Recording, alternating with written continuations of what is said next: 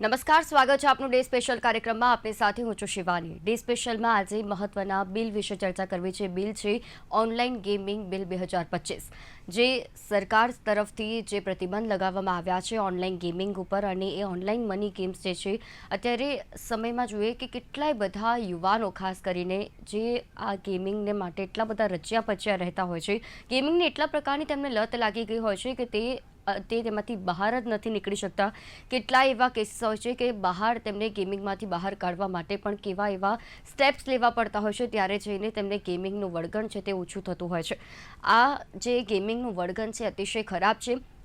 જે normal games આવે છે તેના કરતાં આ ઓનલાઈન મની ગેમ્સ વધુ ખતરનાક છે. તેના ઉપર જ જે સરકાર દ્વારા પ્રતિબંધ લાગવામાં આવ્યો છે, અને ખાસ કરીને આ ગેમની વાત કરીએ તો દર વર્ષે 45 કરોડ લોકો આ ઓનલાઈન મની ગેમ્સ રમે છે, અને જાણે કેટલાય એમાં જે પૈસા છે તે ડૂબતા હોય છે. આશ્ચર્ય કહેવાય કે રિયલ મની ગેમ્સમાં 20,000 કરોડ રૂપિયા ગુમાવે છે. આ આંકડો નાનો નથી, આ આંકડો એટલો મોટો છે કે જો હજુ પણ આ ગેમિંગ પર પ્રતિબંધ ના મૂકવામાં આવ્યો હોત તો આ આંકડો વધી પણ શકતો હોત. કેટલા એવા લોકો કે પોતાની રોજની કમાઈ આ રીતે મની ગેમ્સમાં ઇન્વેસ્ટ કરતા હોય છે અને ત્યારબાદ તે પૈસા ડૂબાવતા હોય છે. લોકોએ જાગૃત થવાની જરૂર હોય છે, પરંતુ તેમ છતાં પણ એક વ્યસન હોય છે. તે વ્યસન એ ધૂમ્રપાનનું હોય કે પછી આ પ્રકારની ઓનલાઈન ગેમિંગનું હોય, તે કદી પણ દૂર નથી થતું. અને અંતે એ ગેમિંગમાં કેટલા એવા કિસ્સા જોયા છે કે લોકોના પૈસા ડૂબી જાય છે અને છેલ્લે તે આત્મહત્યા જેવા પણ પગલાં ભરતું હોય છે. તો એમાં સાવચેત રહેવાની જરૂર છે. અને આજની યુવા પેઢી જે આ મની ગેમ્સમાં પોતાની જે મૂડી છે તે પોતાના જીવનની મૂડી જે ઇન્વોલ્વ કરતા હોય છે, જે ઇન્વેસ્ટ કરતા હોય છે, તેમના સમયનો તો બગાડ થાય છે, સાથે સાથે તેમના પૈસાનો પણ વેડફાટ થાય છે.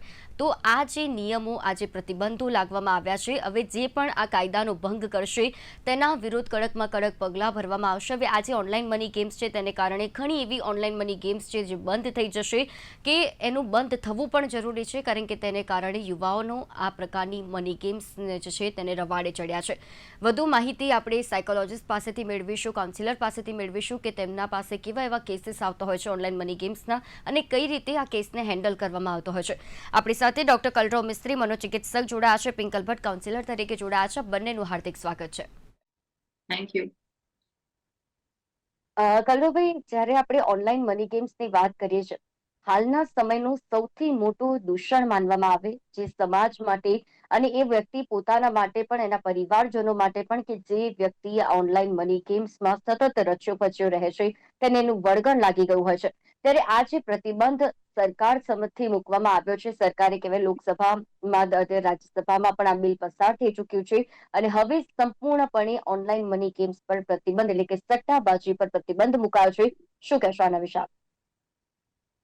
સટ્ટાબાજી પર પ્રતિબંધ મૂકવાનું એક સચોટ કારણ છે. WHO અને વર્લ્ડ હેલ્થ ઓર્ગેનાઇઝેશન પ્રમાણે એક તારણ બહાર આવ્યું છે કે જો અમુક હદ કરતા અમુક એજના જે વયજૂથ પ્રમાણે જો સ્ક્રીન ટાઈમ અથવા તો જો સોશિયલ મીડિયા અથવા તો જો ગેમિંગ ડિસઓર્ડરમાં ઇન્વોલ્વ રહે તો તે પ્રમાણે તેના શારીરિક અને માનસિક સ્વાસ્થ્ય ઉપર ખૂબ જ કપરી અસર પડે છે, અને આગળ જતા તેને બિહેવિયર અને ઇમોશનલ એડિક્શન એટલે એક જાતની માનસિક બીમારી તરીકે ગણવામાં આવે છે. આની પાછળનું કારણ છે, જ્યારે આપણે જોઈએ છીએ કે જેમ કે નશીલા અથવા તો માદક પદાર્થનું સેવન કરીએ તો મગજના ચોક્કસ ભાગમાં જેમ કહેવાય છે કે મૂડ હોર્મોન જે ડોપામિન સિરોટોનિનનો સ્ત્રાવ થાય છે, જેના લીધે તમને એક આંશિક આહલાદકનો અનુભવ થાય છે, લાઈફના કોઈ પણ પ્રકારના ટેમ્પરરી સ્ટ્રેસ છે દૂર થઈ જાય છે, અને તમને એક આનંદની અનુભૂતિ થાય છે.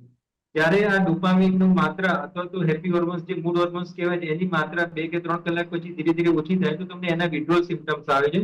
આ વિડ્રોલ સિમ્પટમ્સમાં તમને કશું ગમે નહીં, કંટાળો આવે, ઉત્સાહ નહીં, ઉમંગ નહીં, ધગસ નહીં, રડવું આવે, એકલપણું લાગે, હાથ પગમાં કંપન થઈ જાય, માથામાં દુખાવો થઈ જાય, અને તમે એકલા અધીરા થઈ જાઓ, તો તમારે કન્ટિન્યુઅસ એ જ સ્ક્રીન ટાઈમ સાથે ઇન્વોલ્વ રહેવું પડે અથવા તો એ જ ગેમમાં ઇન્વોલ્વ રહેવું પડે. એના પ્રમાણે એ લોકો ચેઇન સ્મોકરની જેમ એકદમ પર્ટિક્યુલરલી એડિક્ટેડ થઈ જતા હોય છે. એટલા જ માટે કહેવાય છે કે જેમ કે તમાકુ, બીડી, સિગરેટ, નશીલા માદક પદાર્થનું સેવન કરો તેવી જ રીતે અમુક એજ પ્રમાણે જો તમે કોઈ પણ પ્રકારની ગેમ્સ હોય એ ગેમિંગ ડિસઓર્ડર હોય એમાં તમે લગભગ 6 કલાક કે 8 કલાકથી બી વધારે એમાં રચ્યા પચ્યા રહો તો તમારા મગજના ચોક્કસ ભાગમાં કેમિકલ ચેન્જીસ થશે અને આગળ જતા તમે એનો શિકાર બની શકો છો, જેને અમારી ભાષામાં ગેમિંગ ડિસઓર્ડર અથવા તો ઇન્ટરનેટ યુઝ સાયકોસિસ અથવા તો એક જાતનું ગાળપણ તરીકે કહેવામાં આવે છે. બિલકુલ. પિંકલબેન, આપ એક કાઉન્સિલર છો, ત્યારે તમારી પાસે પણ ઘણા એવા કેસીસ આવતા હશે આવી રીતે ઓનલાઈન ગેમિંગમાં, જે સતત રચ્યા પચ્યા રહે છે, સતત તેમાં તેમને વળગણ થઈ ગયું હોય છે, ત્યારે કેવા પ્રકારના કેસીસ આવતા હોય છે?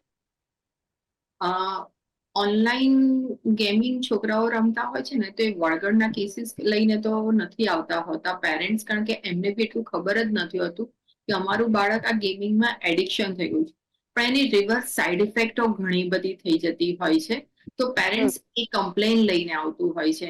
જેમ કે ઉદાહરણ દ્વારા સમજાવું કે અલગ અલગ, કારણ કે હું કોઈના નામ તો તમને નહીં આપી શકું, જી. પણ હવે ઘણી બધી વખત બાળક એટલું બધું શોર્ટ ટેમ્પર થઈ જાય છે કે એને ગુસ્સો, અને એ ગુસ્સો આવવાનું કોઈ કારણ જ નથી હોતું.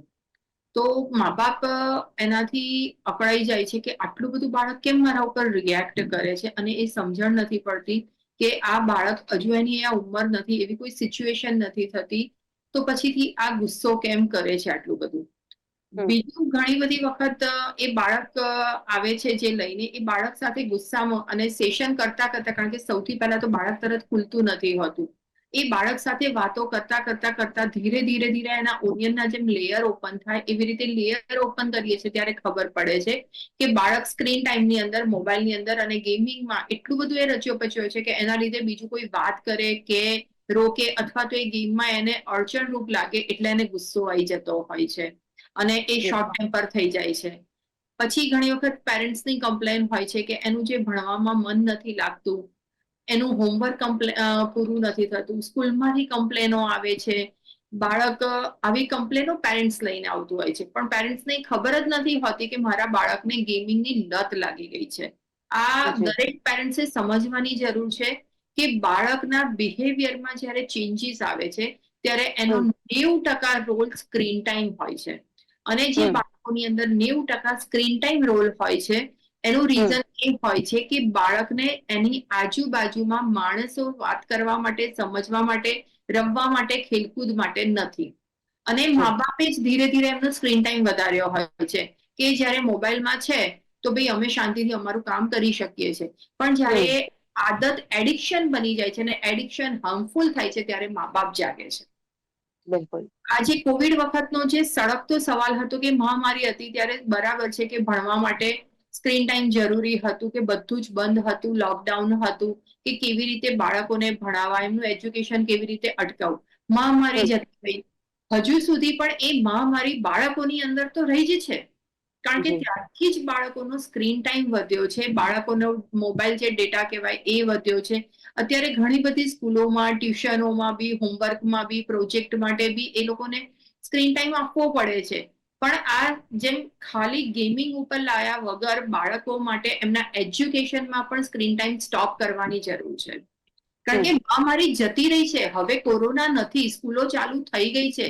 સ્ક્રીન ટાઈમ 2020 કહેવાય કે 2020 પછી જ આટલો બધો બાળકોની અંદરનો સ્ક્રીન ટાઈમ વધ્યો છે, કે જે જી. મહામારીમાં બાળકોને એક આદત અને જરૂરિયાત હતી, એ જરૂરિયાત અત્યારે બાળકનું જરૂરી બની ગયું છે.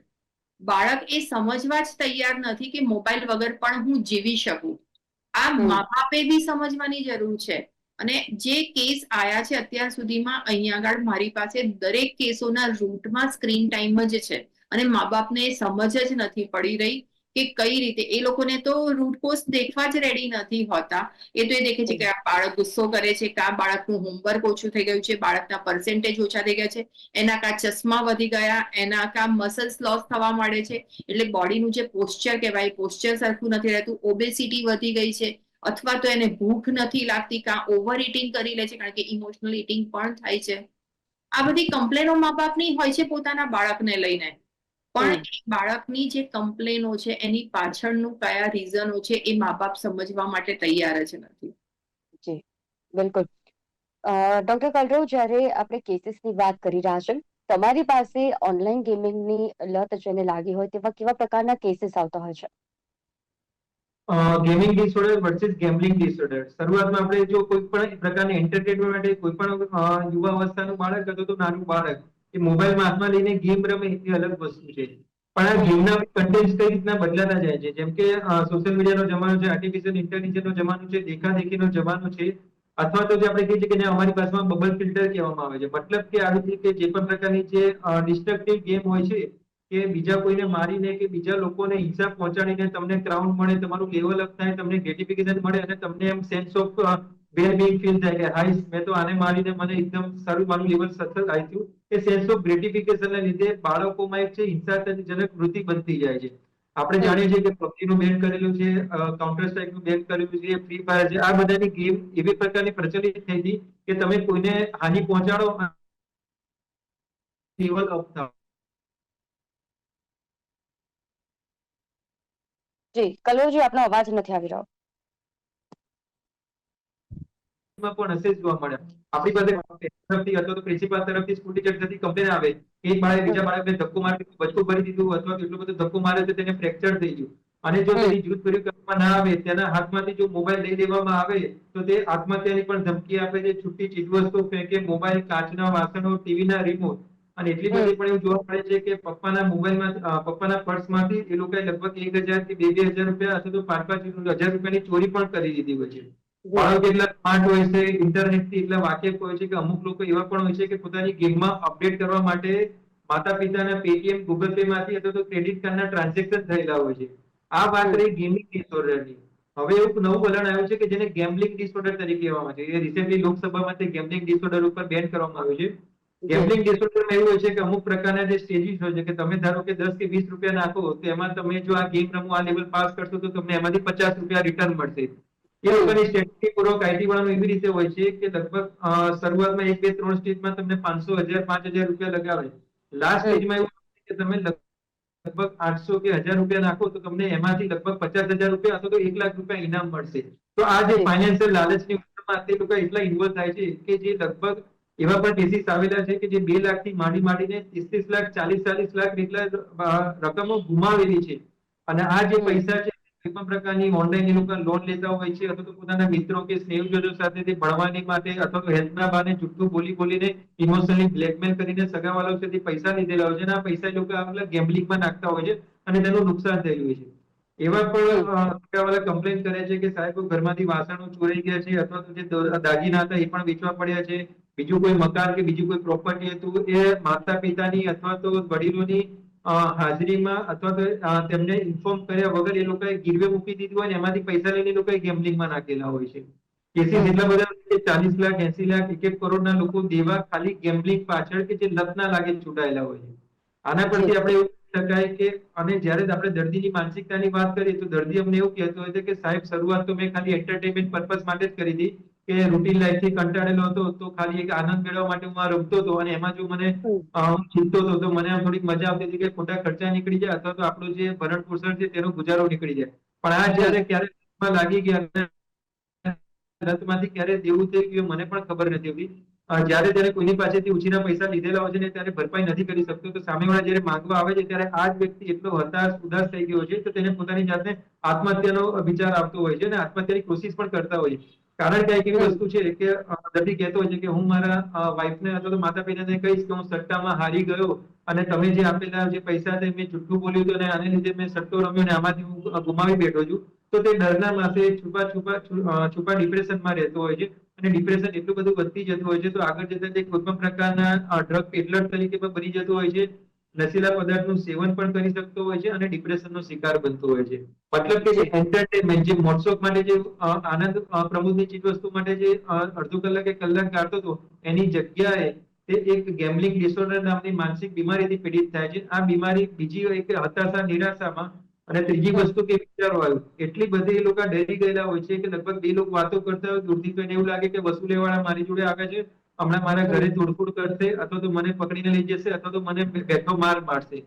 અમુક લોકો એવા માતા પિતા કમ્પ્લેન કરે છે કે બાળક જયારે એના રૂમમાં બેઠું હોય છે તો મનમાં ઈશારા કરે છે, વાતો કરે છે કે તું ઉસકો માર, તું इसको मार, उसको मैंने उड़ा दिया. મતલબ કે એક પ્રકારનું ગાણ પણ કહેવાય છે કે પોતાની જાતમાં જ રહે છે અને જ્યારે આખું લાઈટો બંધ કરીને એકદમ હેડફોન ભરાઈને તે મનમાં જાણે કોઈની સાથે વાતચીત કરતો છે એવું ભ્રમણા કરતો છે જેને આ કેટલું ઇન્ટરનેટ રિસ્કી હોય છે જેને આ પ્રકારની લત હોય છે, કેટલું કેટલું રિસ્કી માનવામાં આવે છે. જેમ તમે લક્ષણો કહી રહ્યા છો કે આ પ્રકારનું તે વર્તન કરતા હોય છે તો તેમના સ્વાસ્થ્ય માટે, તેમના માનસિક સ્વાસ્થ્ય માટે તે કેટલું નુકસાન પહોંચાડે છે અને આ કેટલું રિસ્કી, કેટલા હદ સુધી પહોંચી શકે છે.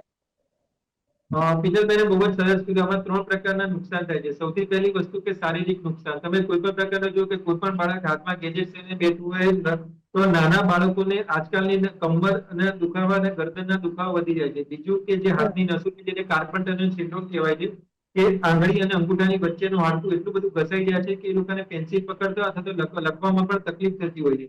બીજી વસ્તુ કે ગમે તેમ પોસ્ટરમાં એ લોકો મોબાઈલ જોવે હાથમાં અથવા તો સામે ટીવી ચાલતું હોય તો એ બોડી પોસ્ચરના લીધે સાંધાના દુખાવો થતો હોય છે, તેનો શારીરિક વિકાસ રૂંધાય છે.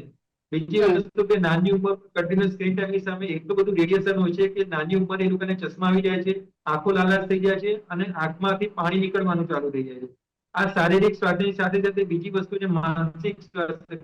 જરૂર પડે તો તમારા માતા પિતાને ટકોર કરવામાં આવે કે તારે હવે ભણવાનું છે, 1 કે 2 કલાક સુધી મોબાઈલ અથવા તો એનો મોબાઈલ છીનવામાં આવે અથવા તો પાસવર્ડ બદલવામાં આવે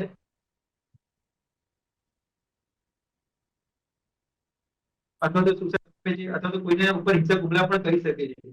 આની સાથે સાથે બીજી વસ્તુ આવે છે કે સામાજિક વલણ. એટલે જ્યારે લગ્ન પ્રસંગ હોય, બર્થડે પાર્ટી હોય, સોશિયલ ગેધરિંગ હોય તો તે લોકો ત્યાં જવાનું ટાળે છે અને એકલા અળગા રહે છે અને સુરમુખ રહે છે. મતલબ કે જે સામાજિક સોશિયલાઇઝ થવાનું હોય, વાર્તાલાપ થવાનું હોય એનાથી પણ તે આગ્રહ છે. બીજી વસ્તુ છે ફાઇનાન્શિયલ. દેખાદેખીનો જમાનો છે. બાળકો 9 કે 10મા ધોરણના બાળકો માતા પિતા સામે જે નોકરિયાત વર્ગ છે એની સામે ડિમાન્ડ કરે છે કે મારે આઈફોન જોઈએ છે, મારે 20 પ્રકારના ટેબ્લેટ જોઈએ છે. કેમ? કારણ કે 20 પ્રકારના ગેજેટ થી મને મજા આવે અને સામેવાળું બાળક હતું તો બીજું કોઈ બાળક લાવ્યું તો હું કેમ પાછું પડું? તો આના લીધે આર્થિક સંકળામણનો ભોગ પણ માતા પિતાએ બનવું પડે છે. જી જી, જેમ કે બિલકુલ. વાત કરી એ પ્રમાણે શારીરિક, માનસિક સ્વાસ્થ્ય, સામાજિક વલણ તેમજ આર્થિક સંકળામણ, આ બધા જે હ્યુમન બીંગના પાસા છે એ પાસા ઉપર આપણી અસર થાય છે. તો બાળકને અથવા તો માતા પિતાને આમાંથી બહાર આવવું ખૂબ જ જરૂરી છે. જી જી, બિલકુલ. અને ખૂબ જ અત્યારના સમયની પણ આ ગંભીર સમસ્યા છે ને એટલે સરકાર તરફથી પણ કહેવામાં આવ્યું કે ઓનલાઈન રિયલ મની ગેમ્સ જે છે સમાજ માટે એક ગંભીર સમસ્યા છે. પિંકલબેન, આપને લાગે કે જે યુવાનો જે ઓનલાઈન ગેમિંગમાં સતત રહે છે, તેમને એક વ્યસન થઈ ગયું છે ઓનલાઈન મની ગેમ્સનું, તેમને આ વ્યસનમાંથી દૂર કરવા માટે એટલું સરળ હોય છે? કારણ કે ઘણા એવા કેસીસ જે છે કે એવા હોય છે કે કદાચ એ પેશન્ટ હોય છે, કદાચ એક યુવા જે હોય છે તે આ વળગણથી નથી દૂર થઈ શકતો, જેના અલગ અલગ સિમ્ટમ્સ તેનામાં જોવા મળતા હોય છે. ત્યારે આ વ્યસનને સંપૂર્ણપણે તેમને દૂર કરવા હોય તો શું કરી શકાય? કોઈ પણ જાતનું વ્યસન હોય એ વ્યસનમાં તકલીફ પડે જ નીકળવા માટે આ એક સામાન્ય બાબત છે. એ પછીથી દારૂનું હોય, ડ્રગ્સનું હોય, સોશિયલ મીડિયાનું હોય કે કોઈ વ્યક્તિનું વળગણ હોય. ઇમોશનલ અટેચ જ્યારે આપણે થઈ જઈએ છીએ એની સાથે, ત્યારે ઇમોશનલ અટેચમેન્ટની સીધી જ અથવા તો આડકતરી અસર આપણી ફિઝિકલ અને મેન્ટલ હેલ્થ ઉપર પડે છે. અને જ્યારે ફિઝિકલ અને મેન્ટલ હેલ્થ ઉપર પડે છે એટલે આપણે ગ્રાઉન્ડેડ નથી રહેતા. ગ્રાઉન્ડેડ નથી રહેતા એનો મતલબ એ થયો કે જે આપણી રોજિંદી જરૂરિયાતો છે અથવા તો આપણા આજુબાજુના જે સરાઉન્ડિંગ ફેમિલી મેમ્બર છે અથવા તો આપણા કામની જગ્યા છે, ત્યાં આપણે બરાબર રીતે જે રીતે આપણે 100% આપવા જોઈએ એ નથી આપી શકતા. હવે આમાંથી નીકળવું છે તો સૌથી પહેલા એ વ્યક્તિની અંદર તો એક અવેરનેસ હોવી જોઈએ કે મને આ એક એડિક્શન છે, વળગણ છે. જો એ સૌથી પહેલા એ રિયાલિટીને એક્સેપ્ટ જ નહીં કરે તો એમાંથી બહાર કાઢવું બહુ ડિફિકલ્ટ હોય છે. એને બિલકુલ. સ્વીકારવું પડે છે કે મારી પાસે આ જે હું કરી રહ્યો છું બાળક, એ ખરાબ આદત છે જેના મારું પ્રેઝન્ટ અને મારું ફ્યુચર બંને બગડી રહ્યું છે. અને સાથે સાથે એને એક ઇમોશનલ હૂંફ અને સપોર્ટની જરૂર હોય છે કે જે એને સમજાવે નહીં, સમજી શકે. જે એને બોલે નહીં, એની જોડે અંદરથી બોલાવી શકે. કારણ કે એડિક્શન જ્યારે થઈ ગયું હોય છે ને ત્યારે સૌથી વધારે બાળક મૂંગું રહેતું થઈ ગયું હોય છે. એ સ્ક્રીન સાથે જ કર્યા કરતું હોય છે, જે છે મનની અંદર વાતો કરતું હોય છે. આઉટર વોઇસ એનો ઓછો થવા માંડ્યો હોય છે. તો બને એટલો એનો આઉટર વોઇસ બહાર લાવવો જોઈએ. બીજું, એને સૌથી વધારે આપણી જે ધરતી છે એની અંદર એન્ટીઓક્સિડન્ટ તત્વ છે. તો ધરતીની અંદર એન્ટીઓક્સિડન્ટ તત્વ સાથે એને કનેક્ટ કરાવવાનો પ્રયત્ન કરવો જોઈએ. એટલે કે સમુદ્ર છે, પહાડ છે, રેતી છે, માટી છે, ઘાસ છે, આ બધી જગ્યાએ ખુલ્લા પગે એને કનેક્ટ થવું જોઈએ. જેમ જેમ એ આ બધી જગ્યા પર કનેક્ટ થશે એમ ધરતીની અંદરનું એન્ટીઓક્સિડન્ટ તત્વ એ આપણા બોડીની અંદર આવશે. અને જ્યારે આપણે નેચર સાથે કનેક્ટ થઈએ છીએ ત્યારે આપણે સૌથી વધુ ગ્રાઉન્ડેડ રહીએ છીએ. એટલે દરેક જણાએ અનુભવ કર્યો હશે કે જ્યારે પણ આપણે બહાર ફરવા જઈએ, ખુલ્લા આકાશમાં હોઈએ, વરસાદમાં પલળતા હોઈએ શાંતિથી બેઠા હોઈએ અને પગ પાણીમાં ઝળહળતા હોય, સમુદ્ર કિનારે હોઈએ અથવા તો પહાડોમાં ગયા હોઈએ અથવા તો એવા નેચરની સાથે કોઈ બી રીતે આપણે કનેક્ટ થઈએ છીએ, ત્યારે નેચરલી આપણા બોડીની અંદરનું હેપી હોર્મોન્સ વધારે સ્પ્રેડ થાય છે. તો નેચર સાથે કનેક્ટ થવું જોઈએ. અને જ્યારે આપણે નેચર સાથે કનેક્ટ થઈએ છીએ, એન્ટીઓક્સિડન્ટ તત્વ આપણા બોડીની અંદર આવે છે, ત્યારે આપણા બોડીની અંદરનું આયન પણ ચાર્જ થાય છે. અને એ નેગેટિવ અને પોઝિટિવ બંને એકબીજાની સાથે અથડાઈ અને જે ફ્રી રેડિક્શન કહેવાય ને, એ નેચરલી બોડીમાંથી રિલીઝ થાય છે, સ્પ્રેડ થાય છે. એટલે આપણને એ વળગણમાંથી નીકળવા માટે સરળતા મળે છે. તો બને એટલું આપણે નેચર સાથે કનેક્ટ થવાનો પ્રયત્ન કરવો જોઈએ. એટલે પહેલા બાળકો ખબર છે માટીના ઘર બનાવતા હતા, માટી સાથે રમતા હતા, કાદવ કિચડ સાથે. પણ અત્યારના મા બાપને એવું છે કે ઓ કયો રોગ લઈને આવી જશે, કયો રોગ લઈને આવી જશે. બાળકને માટી સાથે, નેચર સાથે કનેક્ટ જ નથી થવા દેતા. પહેલા ઘાસમાં રમતા હતા બાળકો, પછીથી એમની એનર્જી લેવલ બી યુઝ કરવા માટે ફૂલ રેકેટ છે, ખોખો છે, કબડ્ડી છે, એ બધું પણ રમતા હતા બાળકો. એ જ્યારે રમે છે ત્યારે બોડીની અંદરની જે હાઈપર એનર્જી છે, નેગેટિવ એનર્જી છે, જે સ્ટ્રેસ એનર્જી છે, અથવા તો જે જરૂરિયાત સિવાયની એક્સ્ટ્રા, કારણ કે બાળક નાનું છે ત્યારે બાળકની અંદર એનર્જી લેવલ પણ બહુ હાઈ હોય છે અને એ એનર્જીને પણ બેલેન્સ કરવું બહુ જરૂરી હોય છે. અને એ એનર્જીને બેલેન્સ કરવા માટે સ્પોર્ટ્સ એક્ટિવિટી સૌથી સુંદર એક્ટિવિટી છે. પણ અત્યારે સ્પોર્ટ્સ એક્ટિવિટી પણ સૌથી ઓછી થવા માંડી છે. તો એ સ્પોર્ટ્સ એક્ટિવિટીમાં પણ બાળકને મૂકવો જોઈએ, એને સમય આપવો જોઈએ બાળકે સ્પોર્ટ્સ એક્ટિવિટીમાં. એટલે ઓપ્શન તો ઘણા છે, પણ એ ઓપ્શન માટે બાળક અને મા બાપ એડજસ્ટ પણ કરવા માટે તૈયાર થવા જોઈએ. કારણ કે અત્યારે બાળકની સાથે સાથે માતા પિતા પણ બંને વર્કિંગ છે. તો આ જે સમય આપવો પડશે એ કેવી રીતે એડજસ્ટ થશે એ સમજવું પડશે. બીજું, મા બાપ બાળકો માટે બેસ્ટ આપવાનો પ્રયત્ન કરે છે કે હું એને સ્કૂલેથી છૂટે પછી આ એક્ટિવિટીમાં મૂકી દઉં, પછી આ એક્ટિવિટીમાં મૂકી દઉં, અહીંથી ડ્રાઈવર લઈ આવશે અથવા તો અહીંથી બેન લઈ આવશે. બાળકને ડ્રાઈવર, બેન અથવા એક્ટિવિટી કરતા પોતાના હૂંફ અને સપોર્ટની જરૂર હોય છે. બાળક આપી અને નિખાલસપણે બધું જ એનું કહી શકે એવી એક વ્યક્તિની એની પોતાનાની જરૂર હોય છે, જે મા અથવા બાપ અથવા તો બા દાદા કે પોતાના ઘરના ફેમિલી મેમ્બર હોવા જોઈએ. એવું કહેવાય છે કે 0 to 8 યર્સની અંદર બાળકનું સબકોન્શિયસ માઇન્ડ સૌથી હાઈએસ્ટ પાવરફુલ હોય છે. અને ત્યારે એ જે જુએ છે, જે સમજે છે, એ એની લાઈફ સ્ક્રિપ્ટ લખે છે અને એના ઉપર બાળક આગળ જીવે છે. અને મા બાપનું માનવું એવું હોય છે કે નાનું બાળક એને શું સમજણ પડે છે, અને બાળકની સામે મા બાપો ટોક્સિક રિલેશનશીપો બહાર આવે છે અને બાળક એ ઝઘડાથી ત્રાસી અને ગેમ તરફ, એડિક્શન તરફ પણ વળે છે. આ પણ માતા પિતાએ સમજવાની જરૂર છે કે આપણા ટોક્સિક રિલેશનશીપ એ બાળકોની સામે બને ત્યાં સુધી ના આવે. આ સમજવાની બહુ જરૂર છે. અને બાળકની સૌથી વધુ એને લવ ટેન્ક એની પ્રોપર ભરપૂર ફૂલફિલ થાય. જી બિલકુલ વિંકલબેન, અને જે ખાસ બાળકોની વાત કરી, યુવાનોની વાત કરી, તો અત્યારના સમયમાં જે ગેમિંગનું તેમને વળગણ થઈ ગયું છે, જેમને વ્યસન થઈ ગયું છે કે ઓનલાઈન ગેમિંગથી એક ચોક્કસ સમય પણ ફાળવી દેતા હોય છે. જેટલો તે સ્ટડી માટે સમય નહીં ફાળવતો હોય તેટલો ગેમ માટે ફાળવી દે છે કે મારે આટલો સમય ગેમ રમવાની છે અને હું આવી રીતે લાઈક જે તેમનો ટાઈમ છે, જેમની મની છે, ઇન્વેસ્ટ કરતા હોય છે, જે ખરેખર સમાજ માટે એક ચિંતારૂપ બાબત છે, માતા પિતા માટે પણ ચિંતારૂપ બાબત છે. હવે જે આ પ્રતિબંધ લાગ્યો છે, આ પ્રતિબંધની કેટલી અને કેવી અસર જોવા મળે છે તે આપણને આગામી સમયમાં ખ્યાલ આવશે. કલરવભાઈ, પિંકલબેન, આપ બંને અમારી સાથે આ વિશેષ ચર્ચામાં જોડાયા તે બદલ આપનો આભાર. તો ડે સ્પેશિયલમાં આજે વાત હતી ઓનલાઈન ગેમિંગ 2025નું જે આ બિલ રજૂ થયું, અને ખાસ કરીને આ બિલ એટલા માટે રજૂ કરવામાં આવ્યું કારણ કે અત્યારના સમયમાં જે પ્રતિબંધ લગાવવો ઓનલાઈન ગેમિંગ ઉપર જરૂરી બન્યો છે. ઓનલાઈન મની ગેમ્સ જે છે તે વ્યક્તિઓને પોતાના જે સામાજિક દૂષણ માટે તો છે જ, પરંતુ તેના માનસિક સ્વાસ્થ્ય માટે પણ ખૂબ જ ગંભીર માનવામાં આવે છે.